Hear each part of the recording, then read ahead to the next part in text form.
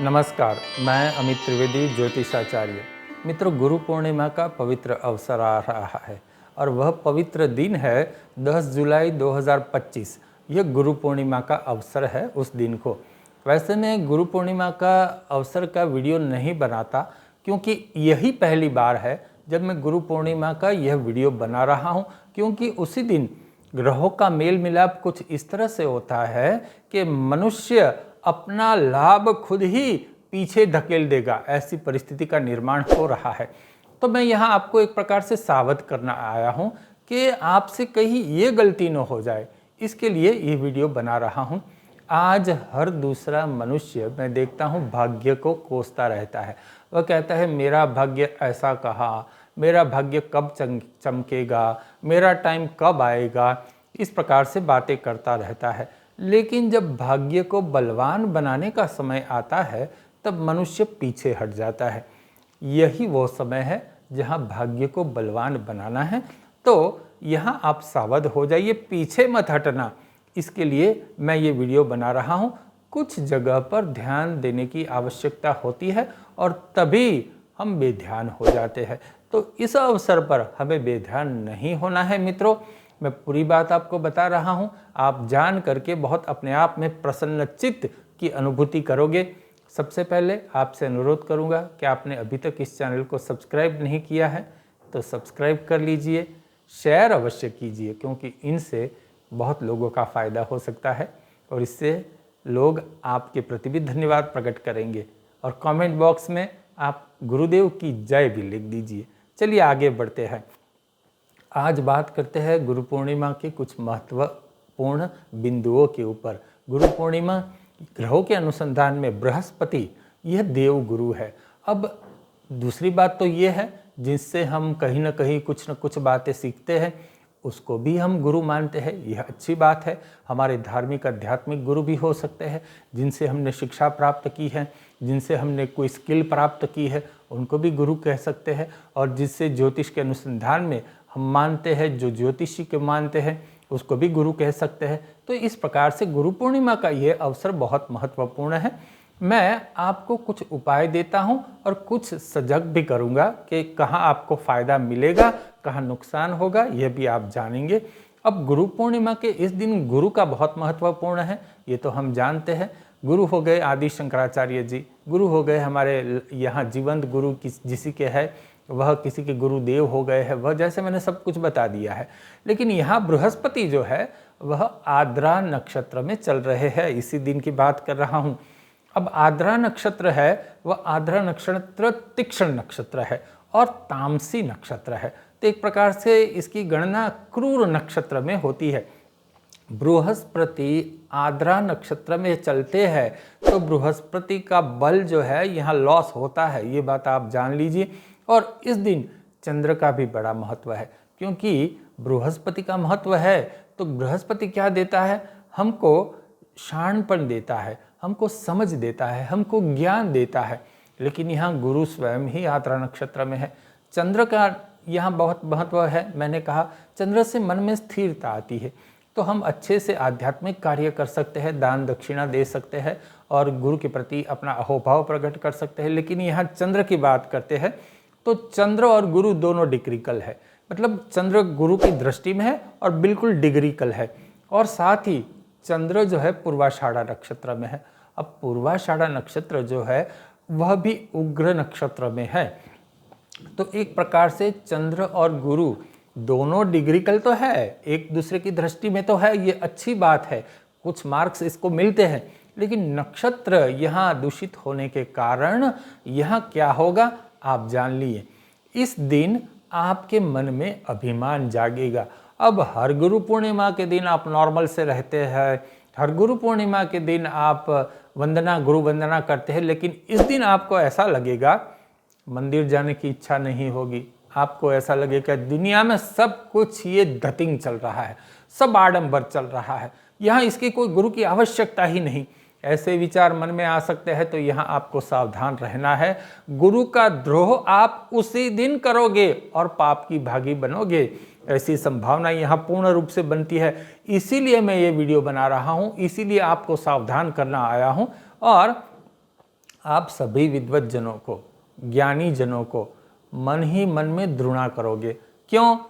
कि भाई ऐसा कुछ नहीं होता, ये तो ऐसे ही चलता रहता है, उनसे तो अधिक आज मेरे पास ज्ञान है।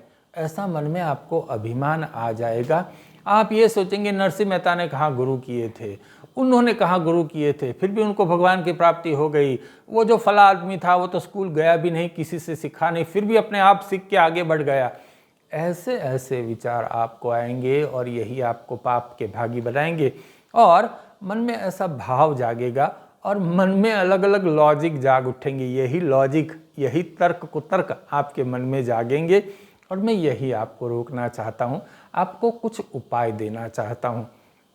ध्यान से सुनिए, जो मैंने कहा आपके मन में मनोभाव अवश्य होगा, ये आप लिख के चलिए और फिर आप मुझे कमेंट भी कीजिए कि हाँ आपके मन में क्या मनोभाव उत्पन्न हुए थे और आपने उसको फिर कैसे टैकल किया। तो यह वीडियो सुनना आपके लिए बहुत आवश्यक है। कुछ उपाय जान लीजिए और यह उपाय केवल एक ही दिन करना है, केवल गुरु पूर्णिमा के पवित्र दिन ही आपको यह उपाय करना है। क्या करना है, कोई बड़ी बात नहीं कह रहा हूँ, कोई बहुत पैसे खर्च करने के लिए नहीं कह रहा हूँ, मैं कोई दक्षिणा मांगने नहीं आया आपके सामने गुरु पूर्णिमा की। लेकिन आपके जीवन में जो बाधाएं है, जो अड़चन है, वो दूर हो जाए और आप सुखी और संपन्न जीवन व्यतीत करें। इसके अनुसंधान में मैं आपको एक दिन के लिए उपाय बता रहा हूँ। शिव जी के मंदिर में आप जाइए और हल्दी वाला दूध करके शिवलिंग के ऊपर आप अभिषेक कीजिए। दूध ठंडा होना चाहिए, ये बात आप ध्यान में रखिए। अभिषेक करते समय ओम नमः शिवाय, ओम नमः शिवाय का मंत्र साध आप अवश्य कीजिए, क्योंकि मंत्रनाद किए बगैर अगर आप अभिषेक करोगे तो इसका फल आपको प्राप्त नहीं होगा। तो आपको मंत्र जाप अवश्य करने होंगे, अभिषेक भी करना है। और एक केला, पीली छाल का केला आपको शिव जी को अर्पण करना है, बड़े भक्ति भाव से 2 हाथ से अर्पण करना है। कुछ लोगों को मैं शिवलिंग के मंदिर में देखता हूँ, केला निकाला, वो थैली में से रख दिया एक हाथ से, जैसे कोई बच्चे को खुश करने के लिए देते हैं। ऐसा नहीं करना, 2 हाथ से भक्ति भाव पूर्ण शिव जी को आपको अर्पण करने हैं। और ये केला पका हुआ होना चाहिए। मैं आपको इसीलिए कहता हूँ काला नहीं, पीली छाल का होना चाहिए, ये बात आप ध्यान लीजिए। और चंदन में थोड़ी सी हल्दी मिला दीजिए और उसका टीका कीजिए। शिव मंदिर में जाने से पहले चंदन में थोड़ी सी हल्दी मिलाकर उसका टीका कीजिए। और किस उंगली से करेंगे?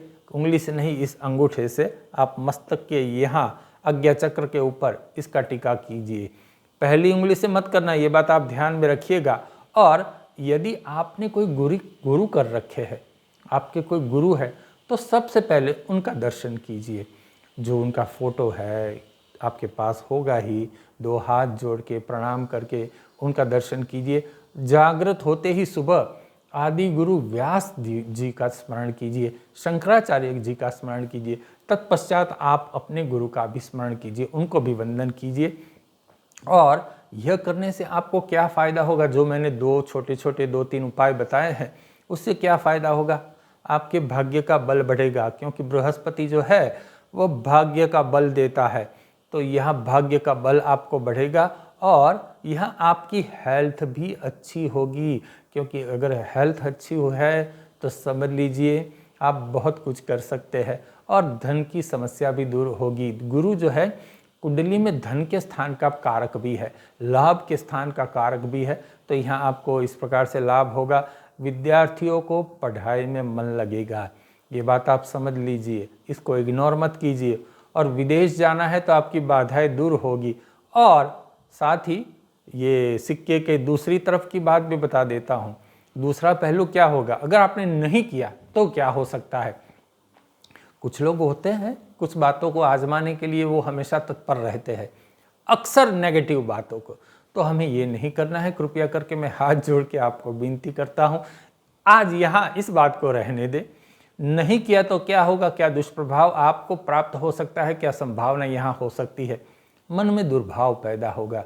देखिए, भगवान जब हमको दंड देना चाहता है तो सबसे पहले हमारी मति भ्रष्ट कर देता है, बाकी का काम तो हम अपने आप कर ही लेते हैं। तो यहाँ मन में दुष्प्रभाव जागेगा और मति भ्रष्ट हो सकती है।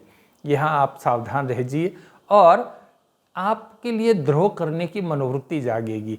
गुरु पूर्णिमा के दिन अगर आपने किसी भी विद्वत जन की गुरु की आपने द्रोह कर लिया तो समझ लीजिए फिर आपको तो भगवान भी नहीं उबार सकेगा। तो यहाँ आपको सावधान रहना है, लोगों से लड़ाई हो सकती है अगर ये नहीं किया तो। अनावश्यक रूप से आप आर्गुमेंट में घुस जाएंगे, जहाँ आपका कुछ लेना देना नहीं है उस जगह पे आप आर्गुमेंट करने लगोगे और एक बखेड़ा खड़ा कर लोगे। डायबिटीज़ है तो बढ़ने की संभावना है, ये भी समझ लीजिए। तो थोड़ा समय दीजिए, अपने आप को बचाइए और पवित्र बल से आप पुष्ट हो जाइए। ये 2-3 उपाय कीजिए, आपके भले के लिए है, आपके भाग्य के लिए है, आपकी प्रसन्नचित्तता के लिए है। चलिए मैं यहाँ आपसे आज्ञा लेता हूँ, लेकिन सब्सक्राइब अवश्य कीजिए। धन्यवाद।